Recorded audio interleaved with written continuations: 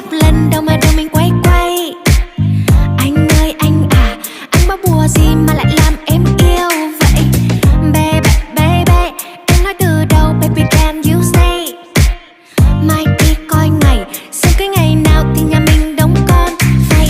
Nếu như một câu nói có thể khiến anh vui, sẽ suốt ngày luôn nói không ngừng để anh cười.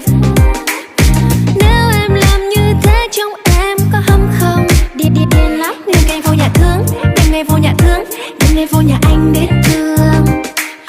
Giây phút em gặp anh là em biết em si tình, tình tình